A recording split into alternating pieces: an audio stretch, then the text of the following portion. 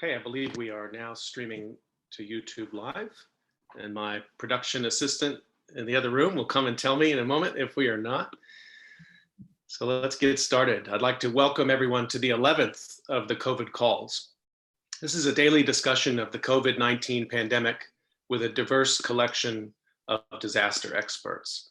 These calls are held every weekday at 5 p.m. Eastern Standard Time and are free and open to the public. My name is Scott Knowles. I'm a historian of disasters at Drexel University in Philadelphia, and I'm serving as the host for these discussions.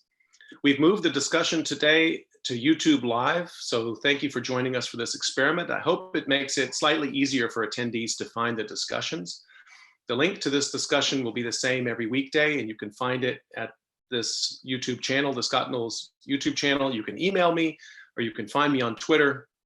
Please help spread the word, and please send suggestions for future guests and topics, and please feel free to suggest yourself as a guest. You can also hear these COVID calls recorded as podcasts. Just go to soundcloud.com and search for the Slow Disaster Podcast. Tomorrow, we will hold the, I'm just getting a note here about whether or not we're reaching our audience. Okay, I hope we are. Tomorrow we will hold the COVID calls at 4 p.m. and we will talk to historian of American science, technology, and politics, Peter Shulman, about the Defense Production Act. So please join us for that. 4 p.m., different time tomorrow. As of today, there are globally 770,653 confirmed cases of COVID-19 globally, according to the Johns Hopkins University Coronavirus Resource Center, up from 586,140 cases on Friday. 156,931 of those are in the United States, up from 97,226 Friday. There are now a total of 2,880 deaths reported in the US, up from 1,478 on Friday. On Friday, I was lucky enough to be on a panel discussion hosted, of course, remotely by the American Philosophical Society in Philadelphia. And it was moderated by Adriana Link. And I was there alongside Jane Boyd, who's a curator at the Mutter Museum in Philadelphia, an extraordinary museum when you have a chance to return to Philly or check them out online. And also with Johns Hopkins historian of medicine, Graham Mooney.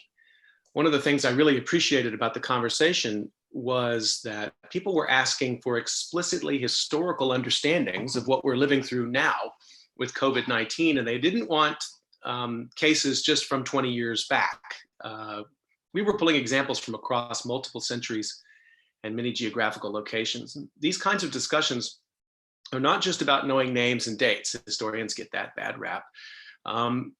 But it was about pulling out resonant cases, and I think also hopefully expanding the imagination of people who are trying to solve a global crisis now. So I'm excited today to continue this historical discussion. And I'm we'll be looking today for useful resonances and also be drawing on the work of scholars who are pulling the world together in their work. So these are really global historians. And I want to warn the audience, we have 3 historians on the call today, including myself. So we do have, I guess, a historian's quorum here. If we need to make any historical decisions, I guess we have the numbers to do it. So let me introduce today's guests. First is Cindy Ermus. Cindy is a history professor at University of Texas, San Antonio. She specializes in the history of science, medicine, and the environment, especially catastrophe and crisis management in 18th century France and in the Atlantic and Mediterranean worlds. She's working on a book titled The Great Plague Scare of 1720, Disaster and Society in the 18th Century World. My other guest is Christienna Fryar. She's a lecturer in Black British history at Goldsmiths, University of London, and she's a historian of modern Britain, the British Empire, and the modern Caribbean, focusing on Britain's centuries-long imperial and especially post-emancipation entanglements with the Caribbean. She's working on a book also titled The Measure of Empire, Disaster and British Imperialism in Post-Emancipation Jamaica. So I really want to thank everyone for joining us today. Christienna and Cindy, thank you so much for joining us. Thank you for having me. So I want to encourage people to ask questions. We will not be using the chat on YouTube Live until I get a slightly better handle on that. So what I'd like to ask people to do today, if you have questions during the call, please just put them on Twitter and tag me and I'll get those, or you can email me at any time during the call, sgk23@drexel.edu. So you can get questions to us that way, and I hope you will. I think Twitter will be the fastest way, and you can just post your question and tag me at US of Disaster, and you'll find us. Okay, so let's get started. I actually have a question, sort of a broad question for both of you. And Christienna, I'll put it to you first. I'd like to really start in the present and get a report from you about what's going on in London. So first, again, thank you for having me and for inviting me for this conversation that I'm really looking forward to. So I actually live in Liverpool, although I work in London, which does have its benefits, in that I think London seems to be something of a hot spot, as much as we can tell, and things seem to be progressing a little bit slower in Liverpool. But basically what's been happening here is that the British government, I think, did early what the US government is now doing with its sort of herd immunity plan. There was talk about sort of letting the majority of the country get COVID-19. Some vague talk about cocooning vulnerable people, but without any actual measures of how, or any clear measures of how this was going to transpire. And in contrast to, I think, what you saw in the US, fewer institutions and fewer people in power outside of government felt empowered to act. So universities started closing quite late. So universities did not all start going face to face until basically this time last week, was when my university called it. The previous week, many universities had actually been on strike, so I think to some extent, the possible spread at universities was somewhat dampened because so many of us had been on strike the week before. But since last Monday, the UK has been on lockdown that basically involves one walk a day one time to leave your house for exercise a day. Groceries and supplies as needed, and of course trips to any sort of medical appointment or medical care. And other than that, we are supposed to be on lockdown. And the conservative Tory government has basically been in the process of turning towards various left-leaning measures to provide support for those people who are supposed to be staying home. There also are, I don't quite know if it's food shortages, but there are significant difficulties in accessing food for many people. Grocery delivery services are completely overrun. There's a lot of shelves that grocery stores that are not properly stocked. And so there's kind of been there's an interesting rallying around of the NHS, which is the National Health Service, that is free at the point of use for all people in Britain. And there's a rallying around the service to protect the service. The tagline here is "Stay home, protect the NHS," with the idea that the NHS will be quickly overrun with cases. And so some of the ideas about how to do that are tied to making sure that there are times when people who work with the NHS can get food, can go to grocery stores by themselves, etc. So there was a very slow path to where we are now. And as some of viewers and listeners may know, now a number of cabinet ministers and the Prime Minister himself have COVID-19. So 3 weeks ago, they were all sort of acting as though this was not something to worry about, and now a fair number of members of the cabinet and the Prime Minister himself now have the disease. What an extraordinary timeline. So you've gone from the Prime Minister saying, let's all just hold on and get herd immunity, to you're allowed outside for one exercise break per day. I mean, yes, that's more stringent than anything in the US. I would say in about a 10-day span, this took place. And it was so extreme that I think the weekend of March 6th, 7th and 8th, there was a major horse racing festival in Cheltenham that preceded so even sporting events were quite slow to shift. I believe that was also the weekend that the Premier League suspended action, but that seems to have been tied to the fact that a number of players and the manager of Arsenal, I believe, also contracted COVID-19. But yes, it's been a very radical shift, and there's actually quite a fair amount. We're hearing a lot of reports of pretty significant policing of people's activities. So questions about, so there's a lot of language around you should only be with members of your own household, and you should only move in groups in your own household to say the grocery store or whatever. There are reports of a fair amount of policing of that. Some reports of policing of what kinds of goods people are buying, what counts as an essential food. And I think in some ways, some of the lack of clarity around some of the restrictions has then led to very aggressive policing that I think some people weren't anticipating, but those of us who work on race in particular are always going to be anticipating that kind of policing. But it has been a very rapid shift. Well, let's put a pin in that, because I think we are going to want to come back to the historical resonances with that. So thank you for the dispatch from the UK. Cindy, can you give us situation in San Antonio? Yes, and first, thank you. As Christina was saying, thank you so much for having us, for the invitation. So I'll begin by saying there's no policing here. I do wonder whether it's coming. I just saw an hour ago that Governor of Virginia, Democratic Governor of Virginia, put a stay-at-home order all the way until June 10th. So not the case here in Texas. On the contrary, so the university has been closed since, it's been weeks already, because we happened to go into spring break at the time, like so many others. But there is no lockdown. So businesses closed now a couple of weeks ago, almost a couple of weeks ago. Restaurants are running limited service, so you can pick up or do delivery if they offer delivery. But you can, there's still a surprising number of people out and about. I can see the highway from my home, and there's plenty of people out and about. So definitely no lockdown. There's essential services. So the idea is that you're supposed to stay at home, right? Stay at home willingly, and that most businesses are closed. But in reality, what most businesses have done is find loopholes to stay open and consider themselves essential services. And I'm talking about things like car wash companies, right? So Really?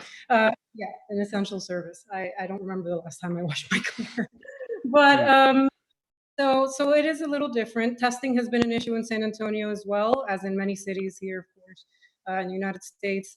I happen to have a colleague, in fact, who was in need of a test and eventually did get it, but was one of very few, and this was now a week and a half ago, to be able to access that.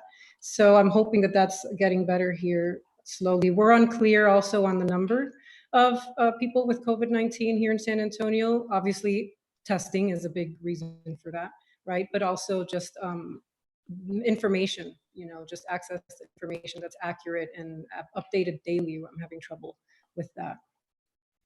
Well, thank you for that update. I have a lot of family in Austin and San Antonio, and it's been an odd situation, coming from the Northeast, where we have our governors have taken, from US standards, stronger action. And then to see the governor of Texas a couple of days ago say, we're quarantined and we can't come in to Texas without these quarantine measures, including telling the state troopers that they're to stop people at the border. I mean, it's a replay of so much of sort of Trump's language around building borders, enforcing borders. Maybe we can touch on some of that in our conversation. Well, thank you for that update from San Antonio. So let's turn to history. And I think it would be good maybe to start by talking about what it means to be talking history, but in the now. Is there such a thing as an unprecedented moment? I've heard that so many times in the last couple of weeks. We're living, in fact, I may have said it. We seem to be living in an unprecedented moment. Isn't it really the job of the historian to say, you might think so, but let me introduce you to some ideas you may not have encountered before. What is your opinion on that? Let's start with you, Cindy. Are we really in unprecedented times? I think, as is the case with a lot of crises like this, there are elements that are unprecedented, right? There are certain aspects of it that could be unprecedented, but there's so much that we can actually, so many lessons that we can actually draw from past experiences, right? And that's exactly what we're here for, historians. And so, for example, one unprecedented aspect of the current public health crisis, of course, is that despite the fact that, for example, 102 years ago, 1918, the so-called Spanish influenza was, much more fatal, of course, and in much larger numbers, and came in waves and things like that. Things that these kinds of lessons that we could possibly draw, that we could look back to. But it is unprecedented that today, there's never been a crisis like this in a world this populated. So there is going to be a lot that is new about this particular pandemic, just because there's so much of there's so many more of us, and obviously it's a different world, right? Obviously, travel was or air travel was nascent in the turn of the 20th century, and not so much now, which explains in part how we got here in the first place. Right. But to answer your question, a lot is not unprecedented, right? And that's exactly kind of the work that and I'm sure Christina and you as well, that we do, right? This is what we do in our research, as we look back to try to take some of these lessons. Well, Christina, what's your take on that? What do you tell people when they say, this seems to be awfully unprecedented? Prove me wrong, historian. What is your reaction to that? I mean, I think it is certainly, as a historian, I'm not comfortable with the language of unprecedented. It is, I think it's our professional requirement that we check that impulse. On the other hand, I think it is true that for almost nobody, or for the vast majority of people, this is unprecedented in their lifetime, or in living memory. So I don't want to sort of dismiss the levels of disorientation that I think a lot of us are feeling right now, and the way that it feels like the world has sort of ended in a kind of way, and a new world is that normal is over. I don't want to be too harsh or too quick to reject those ideas simply because we can turn to a number of similarly disorienting moments in the past. I think for the vast majority of people, this is something that they could not have imagined even a month or two ago, and that they have no sort of reference point for. On the other hand, and I think I should say, I sort of, even myself as the non-historian in me, I'm just trying to figure out how to move through this world. I do sort of fall into that habit of this feels unprecedented, and then I have that check. But I do think actually Cindy's right that the number of people in the world now, that adds a certain aspect to it. The ways that we're connected, the sort of the idea that, for example, that flights being grounded or airlines halting operations, I feel like that feels more monumental than that might have 50 years ago. So the ways that we're connected feel are quite different. I think the way that we are all able to sort of shift to this digital world, or some of us are able to shift to a digital world, and then even the disorientation around that. I don't know about y'all, but even though I'm currently on a Zoom call, but there's a high volume of Zoom calls. Yes, indeed. All day. That we're all on, and those feel really, really strange. So I think there are certainly some aspects of this particular pandemic that are unprecedented, even if the pandemic itself and the disorientation around that is not. I think we have, certainly in the historical profession, mostly dispensed with the idea that there's some objective history and the historian has some omniscient view, and we're going to get to real history. I think, the subjectivity of history is a crucial part of how we interpret history now. But at the same time, I have felt, this problem of having some distance from the history, the analyst and the actor. I mean, when we're doing our work and then we're simultaneously monitoring a news feed, and I'm like, wow, sometime in the future people are going to write about what it was like to be in the longest enforced shelter in place in American history, and I was one of those people. It's a little bit closer to the flame than I think I'm certainly used to in that regard, and keeping that critical distance has been a little jarring. And as you say, it's been compounded for me, Christienna, by this sort of digital realm that we find ourselves in this remote space. I'm used to having historical conversations with colleagues and students in person as a normal practice of daily life. And to be doing it in this way is really taking some getting used to. Cynthia, let me come to you and ask if you could take us now. Let's go in the time machine and talk about your work. Let's talk about the plague of Provence, a subject that I'm not very well versed in. And you noted to me in your comments that we're on the tricentennial of this disaster. So take us into that world. Thank you. Yeah, so the tricentennial, we could say, begins this May 25th, if you consider the day that the vessel that is supposed to have brought the infection to the port of Marseille arrives in France. And then it'll continue for the next couple of years. So this is an outbreak of plague that begins, as I said, in May of 1720, when this vessel, the Grand Saint-Antoine, this ill-fated kind of infamous vessel that's later going to be burned at a quarantine island off the coast of the port city, arrives in the port of Marseille after spending a year abroad, gathering, cargoes of rich fabrics and materials that are going to be sold at a kind of annual, very famous fair, right, or market, the Foire de Beaucaire. And then there had been deaths on board while the vessel was at sea, but because the vessel was in part owned by one of the lead municipal officers in Marseille, and much of its cargo belonged to some of these individuals as well, the ship was allowed to, despite the deaths on board, to kind of forego some of the usual quarantine measures, right? For example, it underwent a quarantine of days rather than weeks, right? And so it was able to come on to the harbor there, and that's this, according to the historical, archival sources across Europe and the Atlantic world that I've had the honor of working with, that I've been able to work with. This is how the plague begins. And so what happens from there, the municipal authorities basically put economics, right, in, they consider economics, the financial health of the city, more important than the public health of the city. They kind of go out of their way to put in place a sort of campaign of misinformation, to where it's not plague. This isn't plague. This is just a malignant fever, right? This isn't an epidemic. This is not anything that puts us at risk. And doctors on the ground are writing quite differently, right? There were doctors on the ground whose letters I've been able to see that attest to the fact that this was kind of, just a dangerous campaign of misinformation. And so the plague spreads from there, and unfortunately it spreads throughout the entire southeast of France, primarily Provence, which is why I've come to call this plague the plague of Provence rather than the plague of Marseille as it was traditionally known.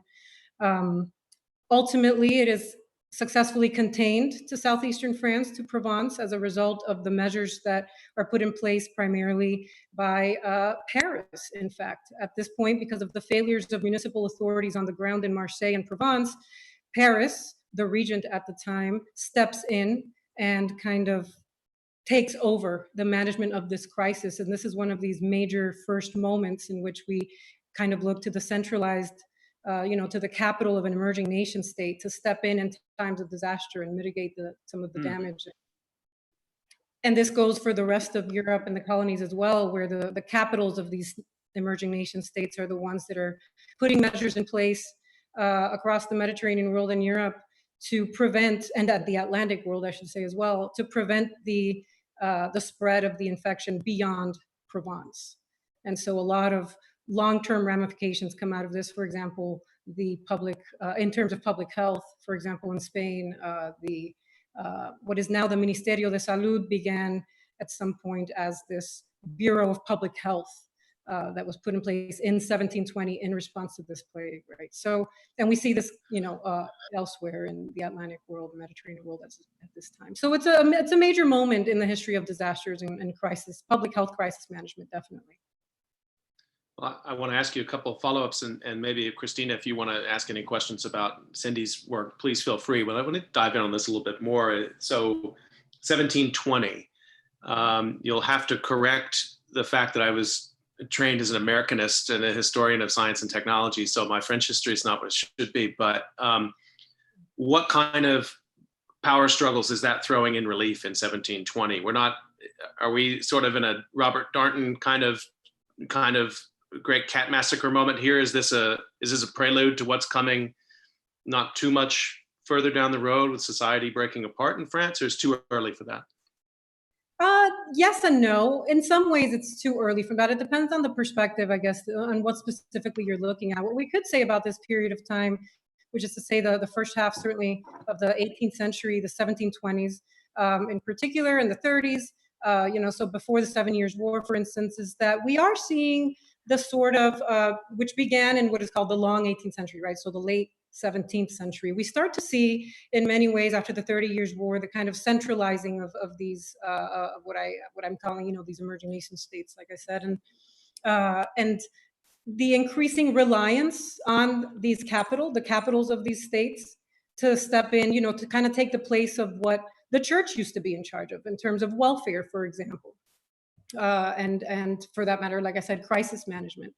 This is something that used to be, if there was a disaster taking place prior to the 18th century or the late 17th, really what we have is local responses taking place on the part of either municipal officials or in many ways, the local ecclesiastical authorities, right?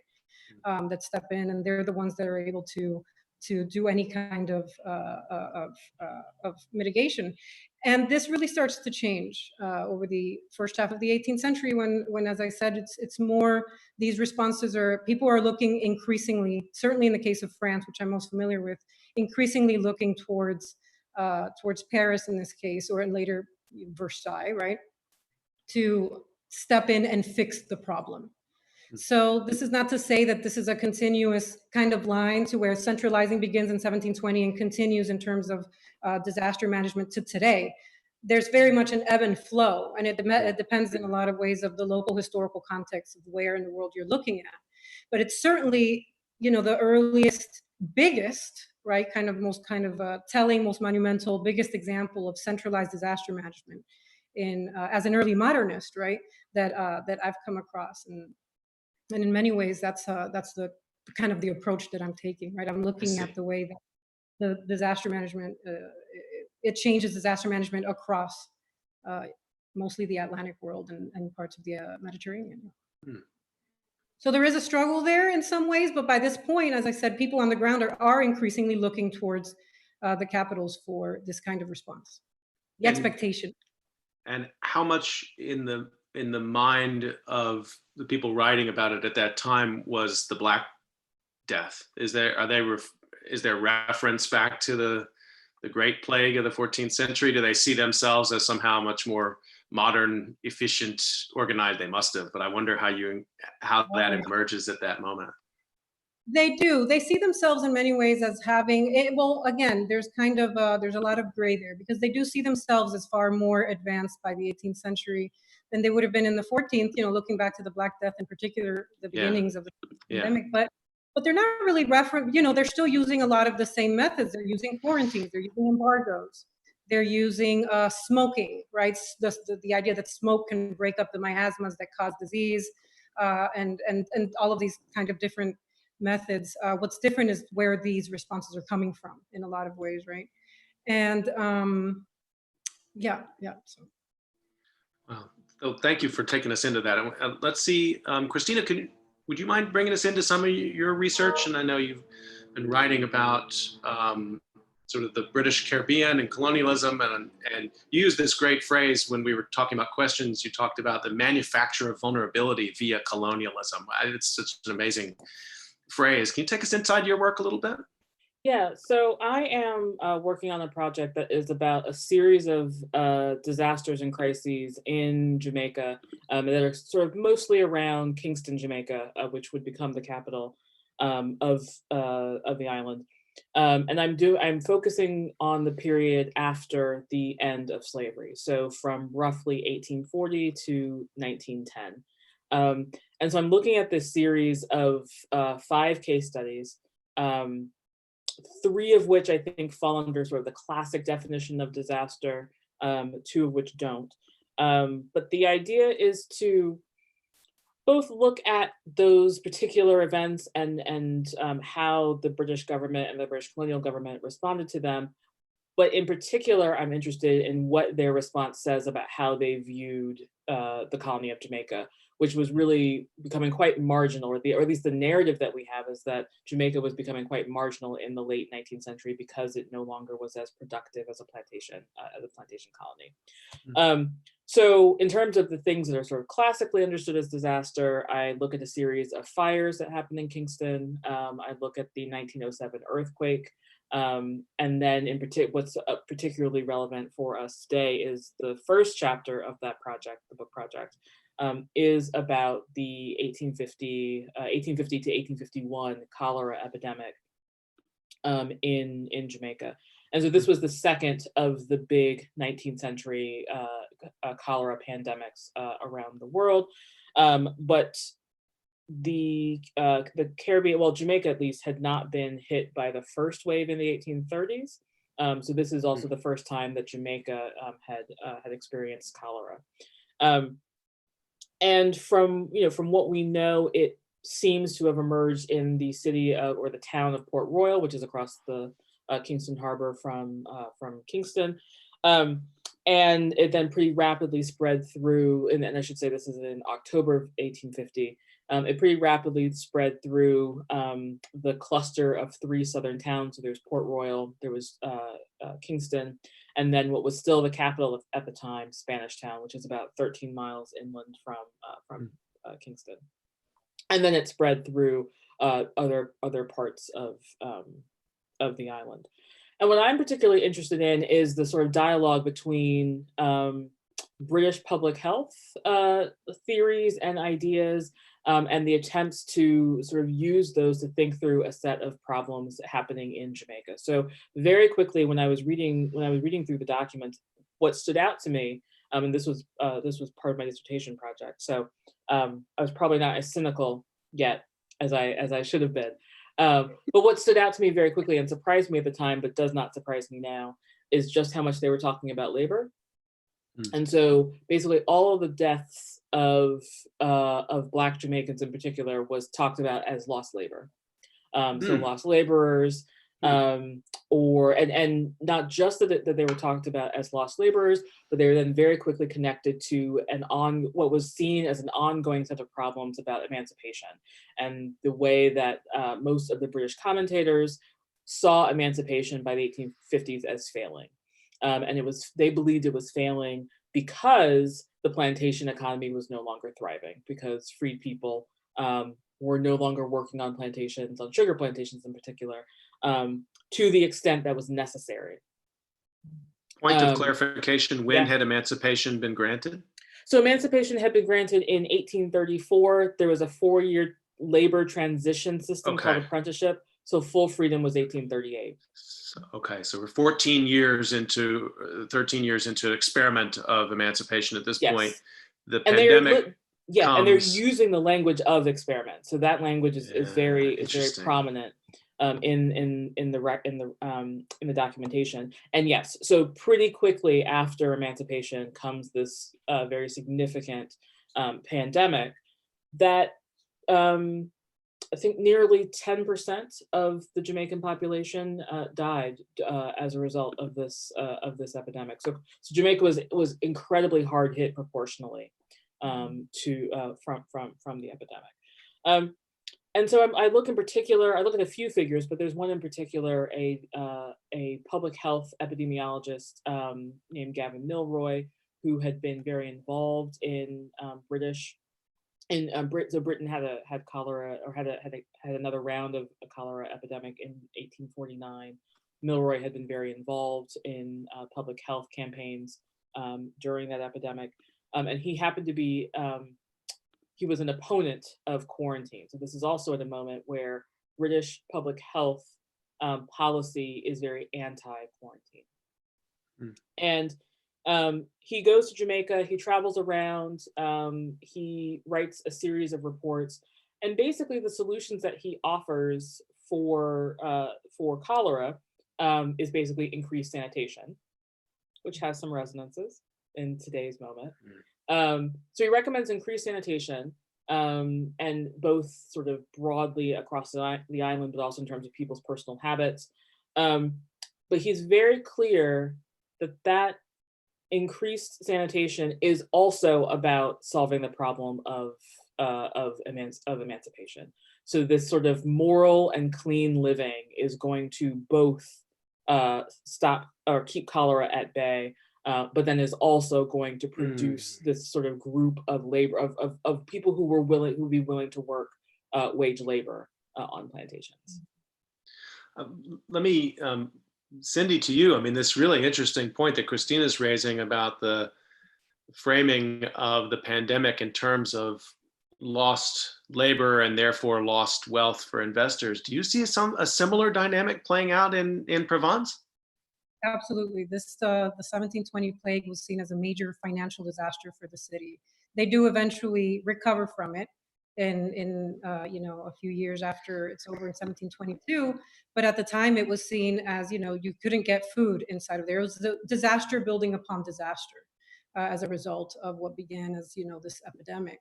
And yeah, absolutely, I would say yes. So, I mean, there's a strong resonance up to our time, clearly, with that. And it's been a dynamic. I first started noticing this and being irritated by it in December, when it seemed to me that the number of deaths in Wuhan and the Dow performance of the Dow Industrial Index were being reported sometimes in the same soundbite. Literally, they would say this number of people died today, and this is the impact on the Dow. But I think what you're both telling me is I shouldn't be so surprised by that a fusing of discussion about the humanity of epidemic and the financial ruin of epidemic has a historical grounding here, maybe a much older one than I had considered. Absolutely. Even in the face of, piling bodies in Marseille months into the epidemic at this point, there were efforts on the part of officials to say that, to declare the city and the region free of plague before it was free of plague, just to get other states to lift their embargoes against the port city and the region of southeastern France. And so there was, at least for some, the concern was absolutely more financial than anything else, at least for those, I suppose, who had the luxury of having, of caring more about that than about public health. Yeah. And one of the things that I see in my in the work I'm doing on cholera in Jamaica is that there is a strong assumption that certain kinds of aid are actually not going to be that beneficial, and not beneficial because they won't help people, but not beneficial because they might encourage people to continue to be lazy. So there's this idea that payments towards families that say lost a loved one shouldn't be too much, because that might then discourage various people in that unit from getting back to work. So there's this constant dialogue between, say, the Jamaican governor and the British Secretary of State for the Colonies about the kind of labor, and they also think about various forms of indentured immigration schemes, trying to replace the labor that was lost. And one of the things, thinking about what's happening here in the UK, one of the things over the weekend that we learned is that they're now trying to figure out where they can, or various, I think the farming industry is trying to figure out where it can get labor from for upcoming fruit harvests. Now that Britain has left the European Union, and that's a more difficult task. And then also borders have closed. So Right. even how people from outside EU countries are going to be able to get to Britain to pick various fruit crops. But again, that idea of bringing in labor to solve a problem that is to some extent that they believe is going to happen because of the pandemic, but also that ties back to pre-existing political decisions. I want to get to a question here by our colleague Kerry Smith, and he's asking, he'd like to hear from both of you about the prevalence of scapegoating, as in the identification of others as the primary vectors for the introduction of disease or disorder in the midst of disease. And he's interested in the play between your historical cases and contemporary examples. Christiana, you want to pick that up? I think there may be some good resonance there with your work. Yeah, I mean, I haven't found too much in the materials that I've been looking at, too much concern about where cholera came from specifically. But there is a considerable amount of scapegoating of poorer, free Black people in towns in particular, but also in what were described as uncleanly homes. So there's this very strong idea that poor Black Jamaicans, are living in squalor and in filth, and that if not necessarily where the disease came from, that's sort of where it is festering. So there's a lot of description about a clean, so there's some descriptions about, say, the house of a white elite being completely fine, there's being no disease there, and then the backyard where there are servants, that's where the disease is sort of hovering. And of course, they're still working with a lot of miasmatic theories here as well. So, so poor Black Jamaicans who had recently been freed within the previous 15 years come in for a lot of scrutiny about their livelihoods and the belief that is where the disease is resting and festering. And it's explicitly racialized, the way you're describing it. Not so simple. Not so simple. I think it is, in some cases it's explicitly racialized, in some places it's not.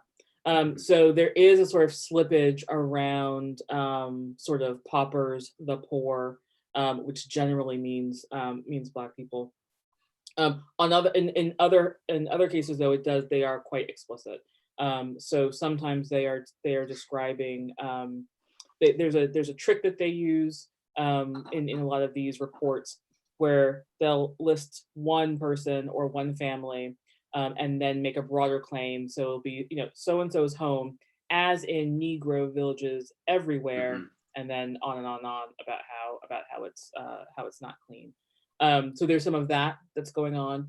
And then even the language of laziness at this point is being commonly applied to Black people in Jamaica and in the rest of the Caribbean, but Jamaica tends to be the real focus for a lot of British observers because it had been such a valuable colony. So I think it is both explicitly racialized, and then sometimes it's not explicitly, but it's implicitly racialized.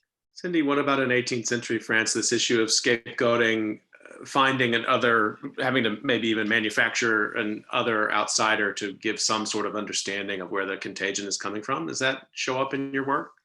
It absolutely does. And we can say that you can look at it in two ways. There's one, for instance, historically with the plague outbreaks in the medieval to early modern period of Europe, which is to say from the Black Death of the 14th century all the way through the 18th.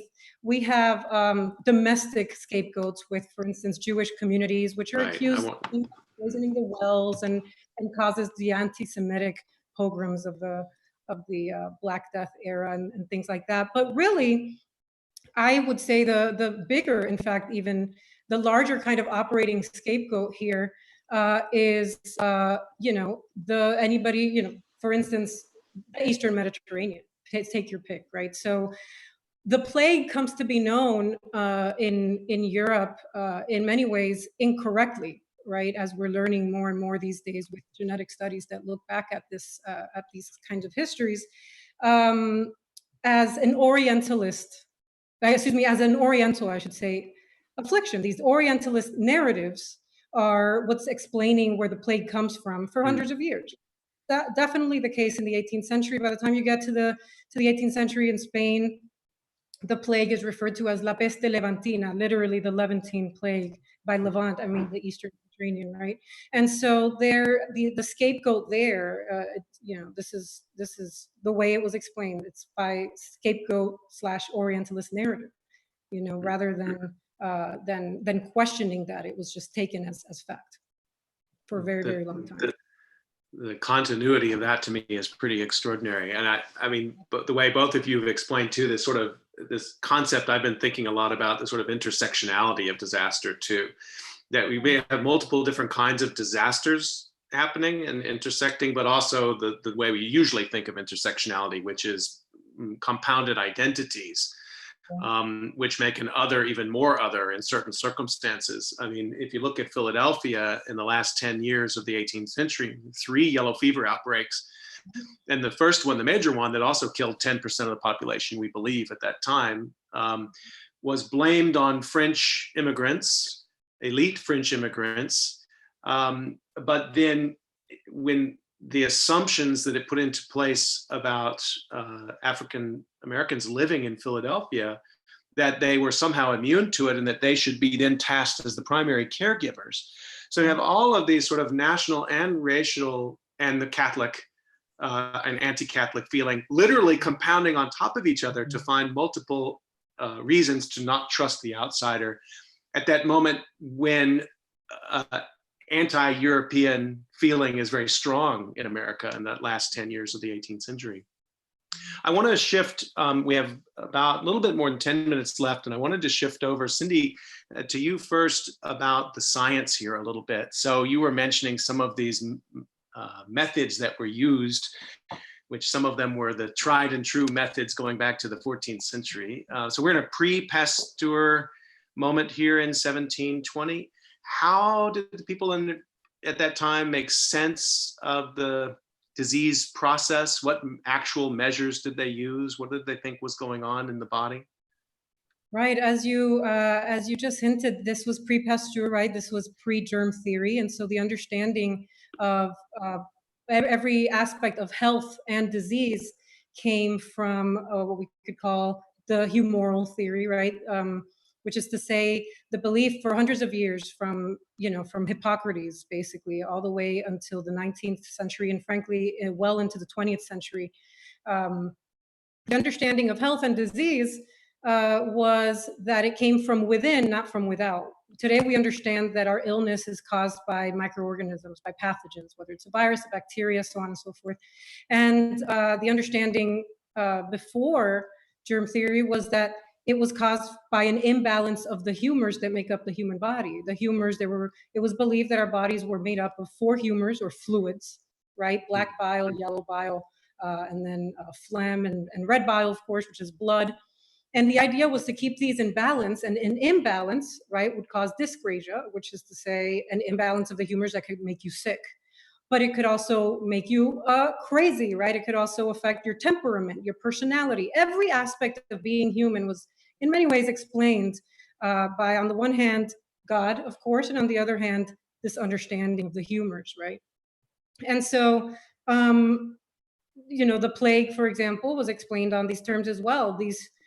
You became sick with the plague because you inhaled or your body absorbed miasmas, which were bad gases, bad vapors that were believed to exist in the air. And they could be caused by a variety of things, stagnant water, so you wouldn't go anywhere near swamps. Or, for example, the position of the stars, it was tied to astrology in a lot of ways. If there was a comet, that could be a very bad sign. As well, impending disease and things like that. Any of these things could cause the miasmas or bad vapors that caused disease. And so the way to manage disease, and this starts to change again. This very much starts to change in the long 18th century. Leeuwenhoek, for instance, in the 1670s, I guess, is working on these ideas about an animalcule. What was believed to be an invisible animalcule or small creature, so to speak, that can cause illness if it gets into the body. So we're getting there, but this is, so to speak, this is not translated to the masses at this point. Far from it, right? This would take all the way, as you know, into Pasteur and Koch in the 19th century to actually start gaining traction. So the idea is there, and it really starts to develop in a lot of ways on the conversations in 1720 surrounding the 1720 plague. But the general understanding is that it's caused by miasmas, and so the way to treat it is to bring, to make the miasmas go away. How do you do that? Well, for instance, loud sounds. Sometimes you would fire, a gun or something to break up the air, to break up the bad air that causes disease, right? Things like that. You might be, to bring your humors back in balance and make you healthy again, you would have to perhaps practice bloodletting, to where you bleed, somebody bleeds you, right, out of your ankle or from your arm, because maybe you have an overabundance of blood and it's making you sick, or an overabundance of phlegm, so you need to throw up, or an overabundance of black bile and you need an enema, right? So these were the treatments that were in place for hundreds of years into the 19th century and the beginning of the 20th.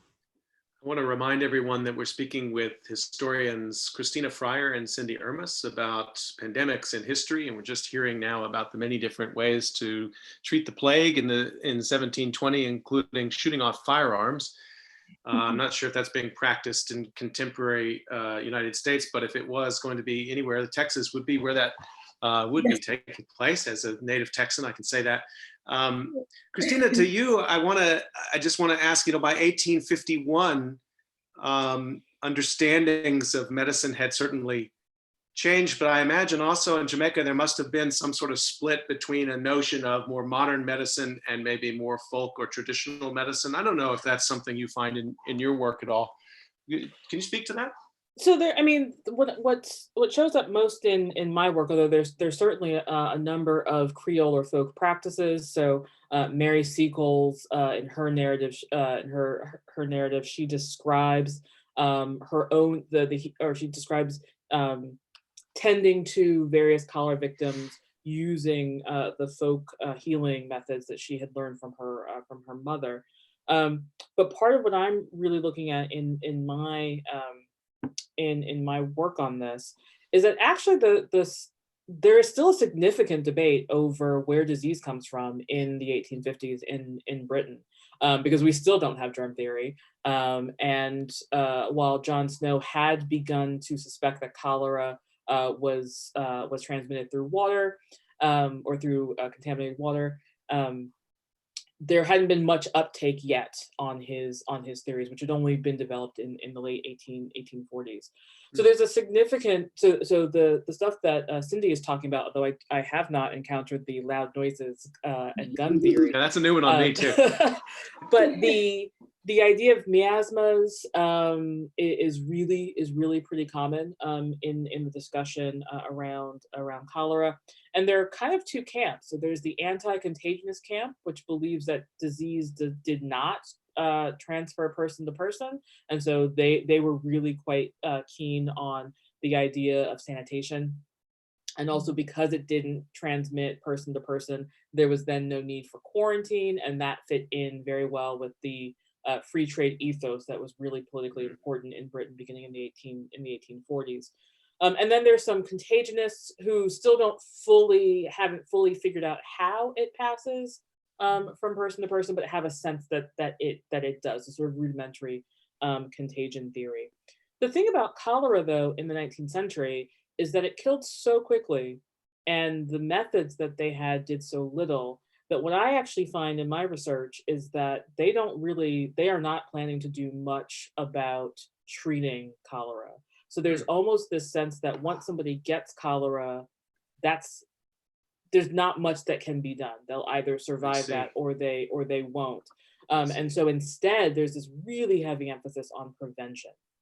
So I think that is in part also how we get to this. That's part of what allows this conversation around labor and emancipation to rest in sanitation, because there's just no thought of treatment. And in fact, Gavin Milroy, the doctor that I mentioned earlier, he's one of 3 doctors who was sent to or who were sent to 3 Caribbean colonies from Britain, and their remit from the Secretary of State for the colonies basically made clear that they were not there to treat. They were there to observe. They were there to share prevention methods with doctors on the ground, but treatment was not in the sort of the things that they were really supposed to be spending a lot of time doing. I want to come to a really interesting question here off of Twitter, and it seems to be working well for people to post questions on Twitter. You can also email them to me at sgk23@drexel.edu, and we still have a few more minutes in the conversation. But this question I really like. After decolonization, were colonial administrative records documenting epidemics shared in any way with the independent nations? That's not a question I had ever thought of, but thinking about how that could be applicable to the whole history of decolonization, where you would have had, extensive record keeping. Is that something either of you have uncovered in your work? Cindy, to you first. I would definitely have to defer to Christina on this one because I have not come across any particular. Christina, is that something? Do you know? I mean, those records after so decolonization? the records I look at are mostly in London. Really? So I think the rough divide, as I understand it, for the Jamaican records is that some of the local colonial records, so some of the records that were produced sort of at the parish level and then were sent to officials in Jamaica, some of those have remained in Jamaica. You cannot access them in London. But the sort of, and I do a little bit of this work in my own research, there's this sort of elaborate bureaucratic process by which the governors are sending dispatches back to London, and along with various sort of files and reports, and all of those materials are still in Kew, which is where so Kew is a suburb of London, which is where the National Archives, are. So I think most people who work on the British Caribbean are doing a lot of research, not all of it, but are doing a lot of research in historical research in London. And then the India office files are actually in the British Library. So again, there are records in India, there are records in the Caribbean, but they're not the same records, and there aren't these sort of higher level colonial governor to colonial office correspondence. I actually initially understood the question. So I could actually say it's very similar in the case of France and Spain and others as well. The colonial records are actually in Aix-en-Provence and in Paris, in France. And the colonial records for Spain, for instance, are in Seville, right? So you can get records, right? You can get a lot of these documents. But they're going to be different documents if you go to the actual, country, the Americas, anywhere in the Americas, the colonies. For the non-historians who are watching right now, this is mostly what historians spend our time doing when we get together, talking about, well, those records are there in that archives and this archives, and that one's close to a place where you can get a cheap lunch. But this speaks to the last question I actually want to ask to both of you, which is bringing us back into the present. How is this pandemic changing the way that we practice the craft of history? What do you think this means to the way history will be practiced as we're, right now and as we're going, even think in the near term, in the next 6 months to a year, restriction on travel, restriction on access to archives. I just want to think with you a little bit about what sort of changes we're living through in the way that historians can do their work. Christina, can I come to you on that? Yeah. So, I mean, this has been something I've been thinking about as a particularly pressing matter, because this year I've just started at Goldsmiths, where I'm the lecturer in Black British History, and I'm going to be running, or I am running, the MA in Black British History, which will be launching. It's one of the first of its kind in the country. But I'm also teaching a module on Black British History to undergraduates, and their final assessment was to go to the archives and do a research paper. And those archives are closed, and Black British History or Black British history records, particularly at the Black Cultural Archives or the George Padmore Institute or other archives, have not been digitized to the degree that other fields have been. So I think, one thing that concerns me is how do we do certain types of history that really still do require archive access? How do we do those kinds of history if we are going to be for the next six, I don't know if we want to get into the question of how long we're going to be doing this. But, I suspect we're going to be at the very least on and off for the next, 6 to 12 to 18 months. And so then there's some really serious questions there about which kinds of history get to continue on. And those are the kinds that were already valued, because those were the kinds that already had heavy digitized collections. And then for those of us working in areas of history that have not had as much digitized work, I mean, a lot of Caribbean, there are some really good digital endangered archives and digitization projects happening in the Caribbean.